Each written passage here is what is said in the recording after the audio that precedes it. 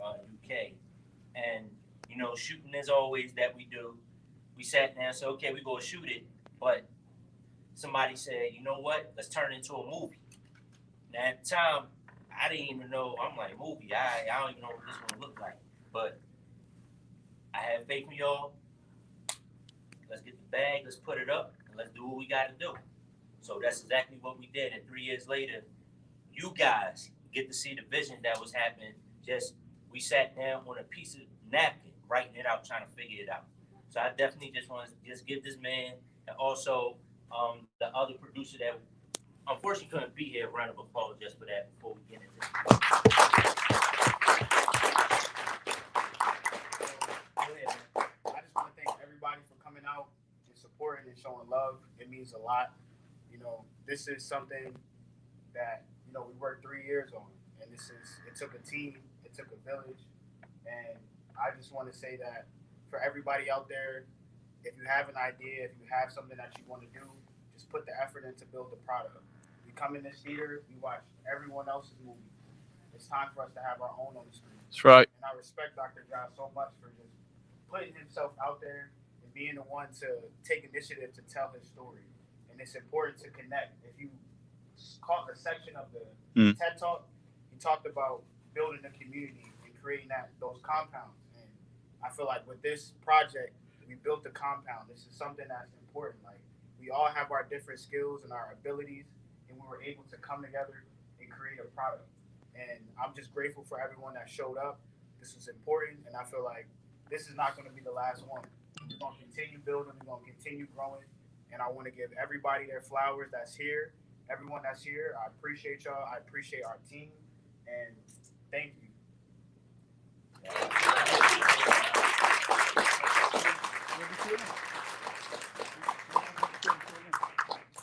So at this time, we're going to open up the floor to Q&A. We're going to try to keep it down to 10 questions. So we're going to start, we're going to have lines on this side right here. So if anybody would like to ask a question, you guys can line up on either side. And we're going to do 5 on this side, 5 on that side. Is no one interested in the Q&A? I got a question. Yeah. You mentioned about living in a nightmare of society, but having a dream, and how your father and your family kept you protected. Being a scientist and living through that environment and having this, you know, the patent I heard also was kind of built like the vibranium. I thought when you said that. Is there some type of strategy that you think that we could break the bonds of like poverty and like the bad influences in the environment, like in the hood, in the urban community? Well, my whole thing is changing narrative, and I just want to say shout out to OSG because they're a group that's here that's actually doing work like that. In regards to just change, I believe that the way we do it and is now emerging is through just creating groups. One of the things I love about our generation, the millennial and Gen Z, is that we're trying to change the nightmare and actually teach people to chase our dreams. One of my great mentors that I had to meet earlier this year, Dame Dad, said it doesn't cost to dream, so make sure you dream big. And so with groups such as, of course, All School Ground OSG, I believe like other STEM organizations, I know STEM Media got organizations and other nonprofits that are millennials and also older individuals. We're trying to change that narrative as we speak. So we just ask young people to just be open and just be understanding that when we welcome you in, we really mean that. Because as Eric said, as a family, we got to come together as a community and build stronger. So I just ask young people to be open and work with us because we all got flaws. But with these organizations that are popping up now, we can turn those nightmares into dreams within our communities.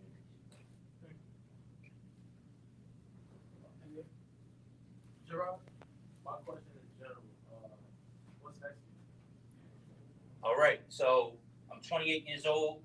As of 2020, I started this thing called the 3E Plan. Beautiful thing is, I sat down. My girlfriend was telling me I was all over the place, and so I had to really sit down and be specific on what my main focus is on. Therefore, I came up with the 3E Plan. So, what is the 3E Plan? The 3E Plan is education, entertainment, which y'all saw the documentary, And then energy, clean energy, which y'all heard. I got a patent, and I literally got a startup right now as of November 2020. We're trying to push that forward with hydrogen energy to make sure Black and brown communities can be employed with. And that's my mission. I don't tell people that, but on the low, I'm moving like Tyler Perry in that instance. If you ever go to a Tyler Perry studio, he never says he hired Black people, but when you pull up, there's a lot of Black people being hired. I'm taking that same strategy and doing it in the energy market, because it's unfortunate that I'm probably 0.01% of the 5% of Blacks in energy. Reason I said 0.01%, I'm the technical guy.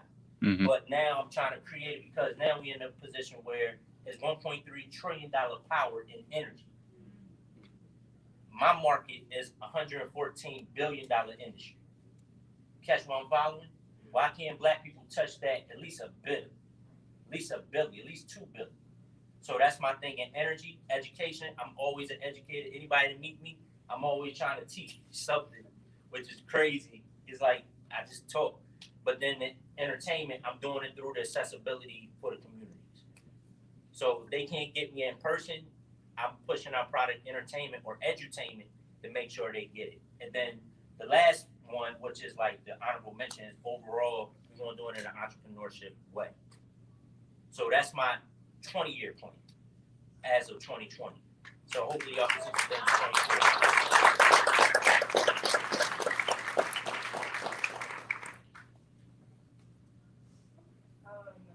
My question is, if you have to think of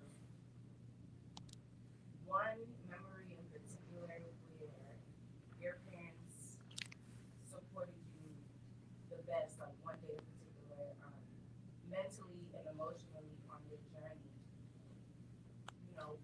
if you don't mind sharing with us what that day entailed, like that made you feel like, damn, like you really needed that support, or maybe you didn't say anything and they noticed it, and how did they help you overcome that, like reassure that confidence to push your drive? Because I feel like a lot of times in the Black community, sometimes you might have that one child that's different, and sometimes they don't know how to cultivate and nurture that particular child so that way they can be the best that they can be, and then sometimes they end up suppressing themselves to kind of fit in with other people. So, what is an example or a day that they were just like, I listen, fuck that shit, or whatever it was, if you don't mind sharing with us, and how that changed your life or your perspective. So that day was I can't remember the specific day, but I knew it was 2014. In 2014, which was a year before I actually got my doctorate, I literally was in a depressive mind state. And I had to call my mother, like something that I was very prideful at the time. I really didn't want to talk to my parents, because it's like they push education, but I ain't trying to hear education. I'm in a PhD program, for Christ's sake, right now. So I'm doing education, but it was to a point where it was just so overwhelming. Not the work, but the mentality you have to have. I'm 20 years old. I always said I was 20 years old dealing with 35-year-old problems, because I wasn't hanging out.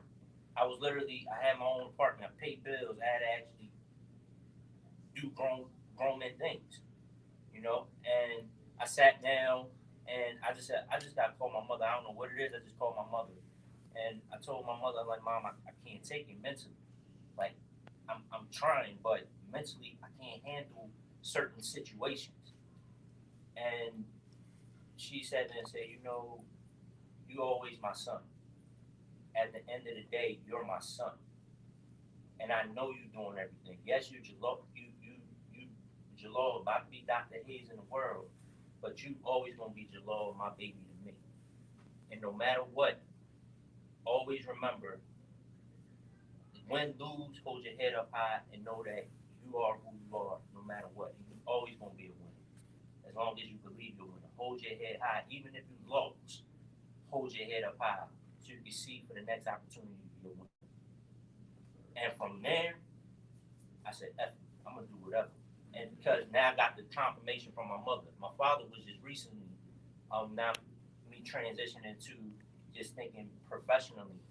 And he said, Ja, you done everything, you got results. Because fathers, they want to see results. And he said, you know, you got results, so rock out. I trust whatever you go. It was scary to me. I was like, rock out. You like, you did everything you supposed to do. So whatever you want to do, I support. And from there, I switched to a I don't care mentality. Not in a bad way, but I don't care what people think about me. I'm gonna move and do whatever I gotta do.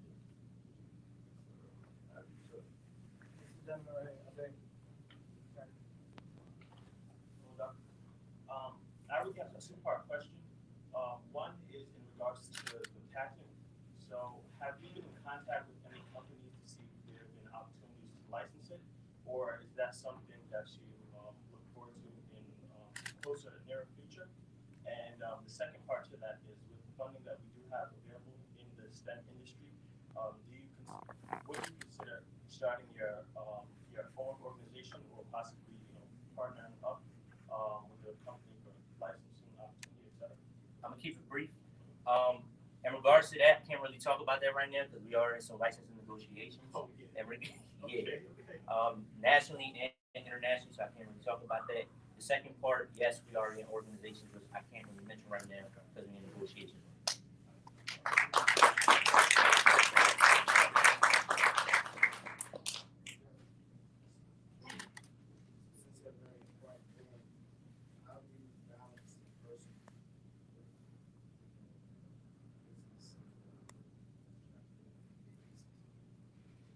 I take days off. I know that's not what culture says now, but I know like 5 out of 5 days I do try to take one day off. And if I don't, I do spontaneous things like I feel like going to the beach today, I'm gonna go to the beach because that's what I feel like doing today. But because I know after the patterns I've been doing all my up to this point, I can always come back, and I'm fresher now, so I can do it expediently. So that's how I balance it. I take days off. I know it's anti what everybody else says. I take days off at least one day. Another question? I have a question because I think that you're somebody that can probably make a big impact in the world. So, all right, I'm familiar with North Philly. Yes. I actually lived there for years and change, and a lot of the things that were going on is like mind blowing because it's like it is a nightmare, but there's also dreams across the city too that are being explored. There's like so many different people that are verging off in entrepreneurship, real estate investing, and so forth. You'll have all of that centralized all within the same location. That 14 people died in the same weekend. So it's a really, really crazy place to be from and to impact. Especially with something that you're doing. So speaking from the entrepreneur point, because that was the third point to what you were saying to one of your answers. I'm kind of in that field of doing that. So my question is, do you think that you found that it factor that could kind of transition this boring, cool stuff that we do? Do you think that you could actually get the people that we need to impact over? Because with me starting businesses, and credit, and doing contracts, to the average ear it's boring. But I was actually able to open up the door to make it cool because of the lifestyle that I presented. They're taking trips, flying here, doing this, meeting these people. But essentially, this is all hard work that I have to do. A lot of research went into this. I dedicated 8 years of my life to this. I did the same thing. Maxed out on 9 courses. You got to get approval from the dean, take all these classes. Did the same thing.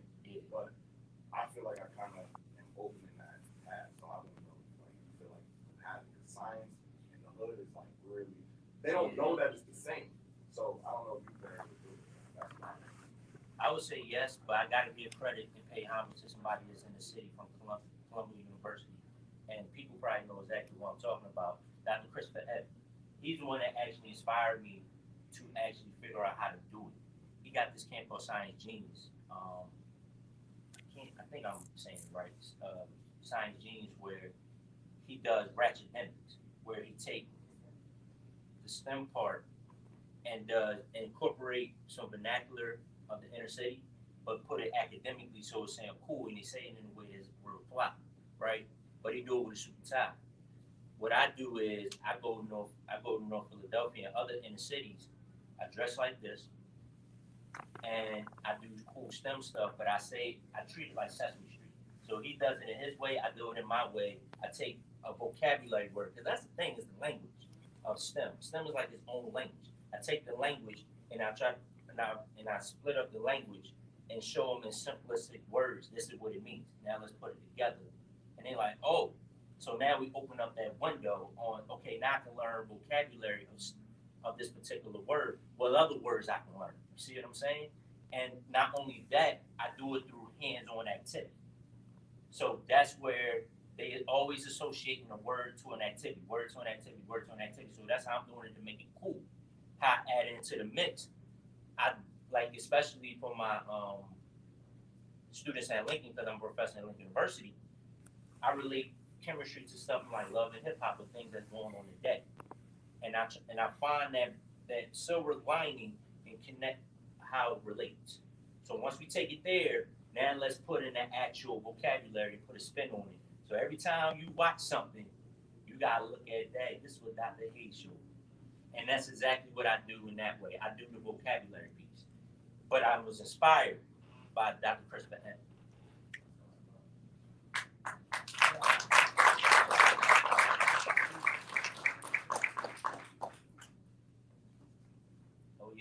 Oh yeah. And I do have an initiative on that in regards to what I'm rolling out now, what I think I rolled out 3 years ago. This is a concept called Streets to Steam. So so Streets to Steam essentially is my initiative under my organization, League Universal Network, where we make STEAM simple and accessible. STEAM simple through curriculum and how to design it for nonprofits, the agencies, and then accessible by myself doing it through interactive, through people in the communities, and doing it with agencies and stuff. Recently, I could speak on it now. We just got a partnership with the NBA Math Association. I didn't know NBA had a STEM, so they reached out to me and say, "Hey, we would love to collaborate with you, and we're going to build a sustainable relationship." So you should be seeing something later on in Q4 in regards to that. But in regards to my organization, Streets to Steam, we take concepts from the inner city or the streets, the grit, this, that, everything they learn, and we apply it to STEM content or STEM concepts. You have an example of like science and Sure. how our community can relate? Should I give an example? Let's take an example. So thermodynamics. Thermodynamics is broken up into 2 words. You can say Greek, you can say chemet. I like to say chemet historically. But thermodynamics is thermo and dynamics. So thermo means heat, dynamics means the flow of. Put the 2 together, the flow of heat. So now let's apply what is the flow of heat. It's something you do every day. How many of y'all like to cook? So in regards to cooking, the oven stores the heat. But when you turn on the oven, it releases the heat to what? Cook ramen noodles, cook chicken, cook sirloin. You just witnessed thermodynamics in your house. I wanted to add real quick. So, that was a great question. So, the word STEAM here stands for science, technology, engineering, arts, and mathematics. One of the things we have to realize is that in our everyday lives, we come into contact with this. He just referenced cooking, whether it's using a microwave, whether it's boiling noodles. That's technically science, technology. Everybody in here has a phone for the most part, or utilizes a computer. Engineering. Just about everybody here got hit through some means of transportation, whether that be a car, a bus, an Uber, and so forth. I mean, arts. This is art. Structure, everyday life, sneakers, clothing. That's all part of art. And then mathematics, money, direct correlation. So it's like we have to realize that whether we know it or not, we're already involved in this thing. It's just about connecting the language. That's all it is. It's method of delivery. Connecting the language. I gentleman right here. How you doing? Congratulations.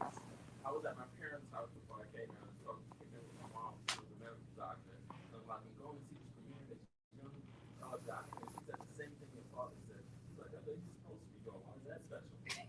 So, amazing. Congratulations. In your work that you're doing and that you'll end up doing internationally, what does the kind of energy sector look like in Africa? Are you looking to do work around the energy sector in Africa? Short answer, yes. As a matter of fact, I'm talking to one particular country on the east side of Africa, and I think another one on the west side, because that's something that I really want to connect. But that's all I can say right now, legally. But I'm glad you said it because that's exactly the actual continent I want to connect with, and I am connecting with. Hopefully, want to build one in the future.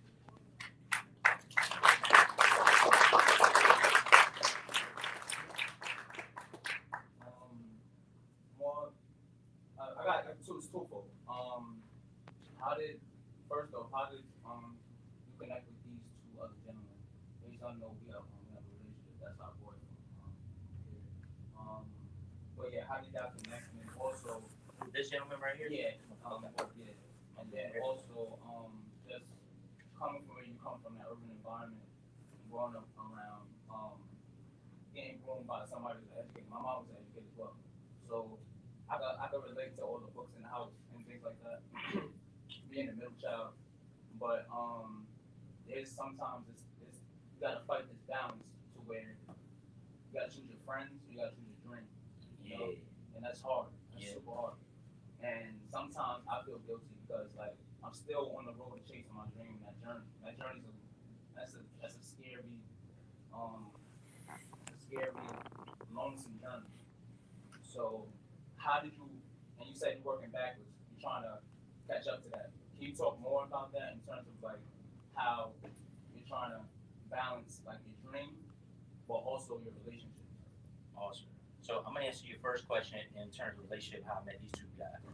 I met Ace back in 2012, back at our school, Delaware State University, and we almost say we've been. Hey, I know you for 10 years.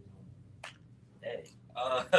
And then Eric, I met him through the producer of this film, Jabari Jefferson, who told me he's amazing in regards to editing and also shooting and all these other things. But when I actually sat there and talked with Eric, I realized the beautiful thing. I realized he could work with both sides of his brain. So he's not just artistic, but he can also do things systematically. And that's why I was like, wow, I gotta kick with him a little bit more. Like I'm learning more about him and learning from him as I don't know if he learning from me, but it doesn't matter. But it's just that's how we connected and bonded and built this relationships amongst each other. That's how I met them. Second part, how do I balance the relationships and the dream? This is one thing I learned, and this is going into spirituality. When you have a dream that's aligned with your actual assignment and purpose here on this earth, and you actually building towards or working on it, two things are going to happen. The people who's supposed to be there, they're going to stay there. Mm-hmm. The ones who are not going to stay there, they're going to somehow alleviate themselves. People are here either for a reason or for a season. That's right. I'm going to say that one more time. They're here for a reason or for a season. Seasonal people, you don't have to worry about balancing it out. Just something going to happen. Either envy or they just want to, hey, I got something else I'm going to do. You probably won't hear from them again. But again, they might come around for another season, but you know they're seasonal people. People with reason, they're not going to let you go. As a matter of fact, they're going to see you working on your dream, and they're going to say, yo, what can I do to help? Yo, you need this? I got you. You need, all right, just even today. We doing something today. So always just, my thing is, when you focus on your dream and it's aligned with your purpose, the people part are going to start revealing themselves. And let me say this in regards to parents, because I don't want to offend nobody or make like, well, what about my parents didn't want to believe my dream? I had a situation like that too. Okay? So in regards to that particular piece, what I learned is that as you're evolving, parents see you as this particular person. They know you're going to be there, but the actual evolution happening before their eyes, it's like, wow, my child actually growing up. Like, oh my gosh, like you grown now. Like you handling things now. Like you don't need me. I love you, but no.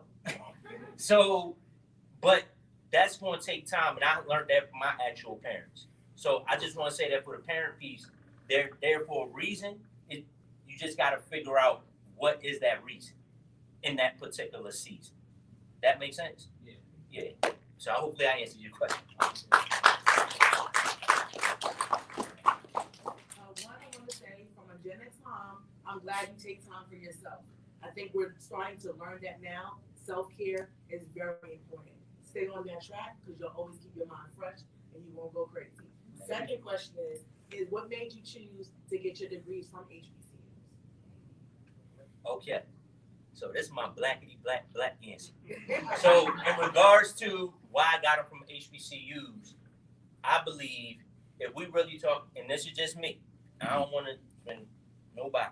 You with family, keep talking. Okay. So with that being said, what I believe was if I'm gonna invest in my community, how can we find ways to invest in my community? Now, the first school, I've been there since I've been visiting there since '98, since I was 5 years old. So I already knew that's where I wanted to go. '98, I visited Lincoln, and then 10 years later, I just so happened to start at Lincoln. So that was the given. Delaware State, it really wasn't, to me, I liked there was an HBCU, but it was my particular professor, Dr. Andrew Gotti, was a black man who actually said, listen, I'm going to take you under the wing. And I realized that's what HBCU culture is all about. Mm-hmm. Because he was a guy from University of Pittsburgh, Department of Chemistry, who studied under a Nobel laureate. I didn't know that, but he went to Delaware State because he wanted to give back. I just so happened to be at the right place at the right time. Talked to him. He said, oh, you young? I'm going to take you under my wing. And he treated me like a grandson, not just a PhD student. So he showed me ways, and we had conversations to the point where he used to say, he said, shut the door. All right, let me tell you how to navigate this science thing as a black man and still be yourself. Because he realized my personality. Like, he said, you're a little different. You like to talk to people. And you like you have a little slang to you. I don't understand. But I'm going to teach you, try to navigate, still be yourself, but you have to also speak the scientific language when you start entering these scientific meetings and all of that. So it just so happened to be at an HBCU. And then when I connected with guys like Ace and other people, I realized, hey, this is like my HBCU. Because Lincoln University was my HBCU, but that was more of a legacy. Now I'm creating my own legacy at Delaware State University, and that's how I was able to build with people. So it just so happened to be HBCU. But looking back, when I was talking about I wanted to invest in my black community, that's what I saw. Wow, I literally, George Washington Carver High School, black men.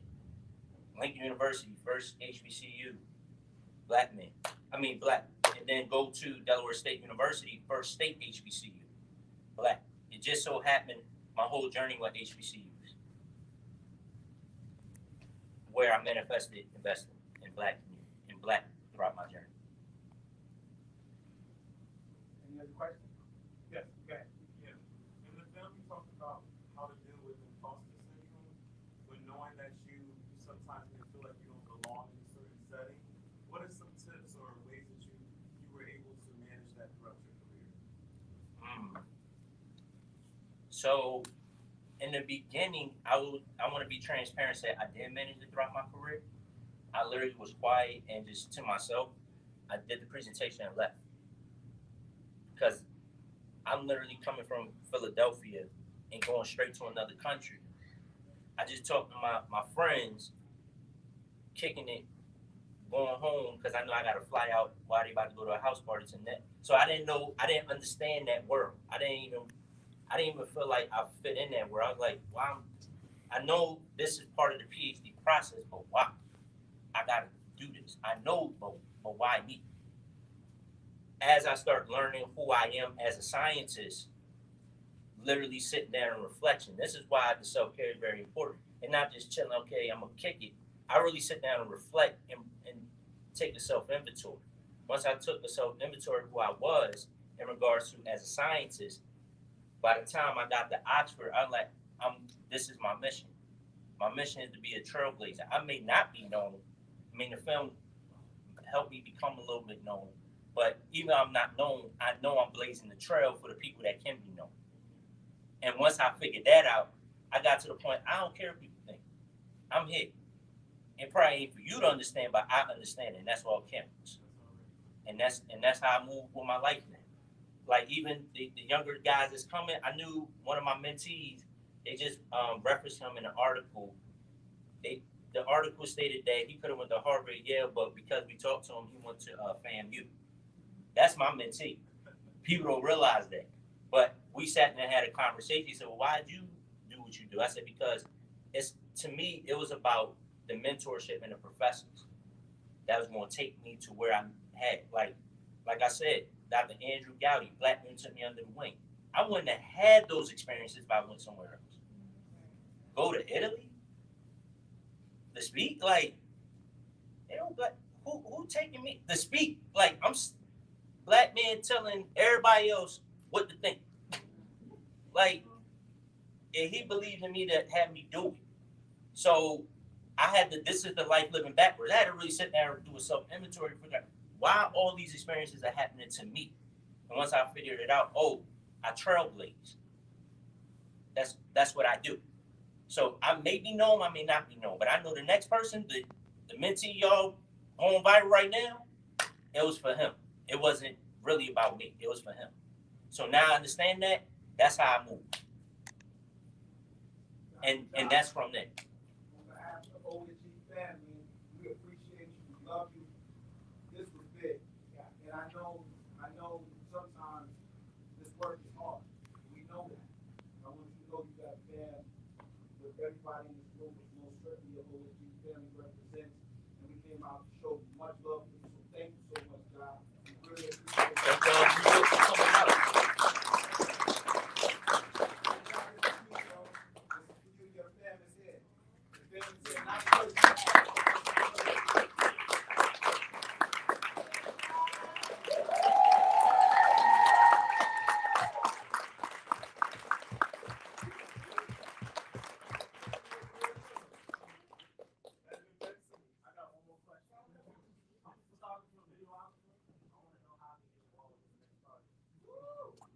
My man lead everything.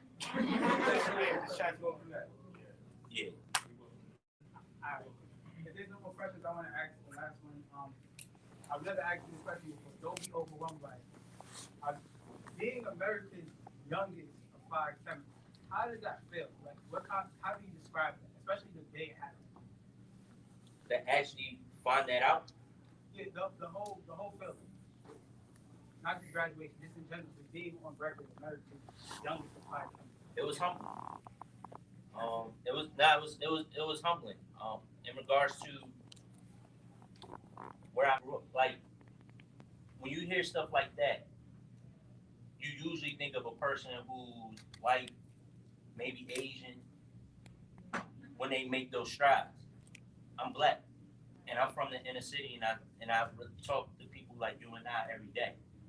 So although it's a great title and I had to reflect on it, I was like, okay, how we can leverage that to make sure we can create more younger black chemists, specifically applied chemists, because this field is hot right now. And I realize I'm always ahead of my time. So now the young thing is hot now. So that's why I'm realizing now, and this is something I'm really dealing with, what does that mean in 2021? And what it's going to mean for 2031 and moving forward. So I'm really trying to figure that part out now. What does America's Youngest Chemist, according to the National Science Foundation? I mean, not National Science Foundation, National Academy of Sciences. That's when I found out I was the youngest in applied chemistry in America. So still trying to figure that part out, to be honest with you. Can we put you in textbooks so people know you in high school? Do it. Because my goal, as I told you before, this movie is about changing the narrative. No more talking about inner city kids, counting them out. We ain't doing that no more. That's why this film was very powerful to me, to my team, and then hopefully to you guys.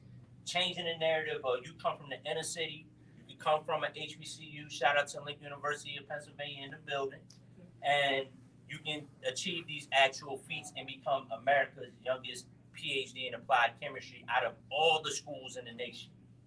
Not just Delaware State, as you probably read in the tabloids. This is in America, and I can say that according to the National Academy of Science. So that's what this movie was about. Yes, that's a good title, but let me show you where it all started, where I'm from, and how I understand the inequities and all of these things. I was just blessed to have parents that guided me, but I know, looking at my friends, they didn't have that. So now I feel like it's my duty to come back and give them that sense of family to make sure that they can do what I do. Matter of fact, don't even do what I do. Do even better. I want y'all to touch space now. As y'all probably see, and this is the ending thing, I started local, North Philadelphia. Mm-hmm. But I'm thinking universal, meaning that we are in space now. We talking Mars, Mercury. Feel me? And then, but in order to do that, we got to move intentional. So every move you make, whether it's hustling at 10 years old through Amazon and PayPal, or is it doing a science project? Every move had to be intentional for, I'm 13, 15, where I'm trying to be at 23. Because as I was talking with Dame Dash about, you got to time travel. Go to the future, see what you want to be. You come back here, and the moving intentionally is designing that path to get there. Thank y'all so much. Thank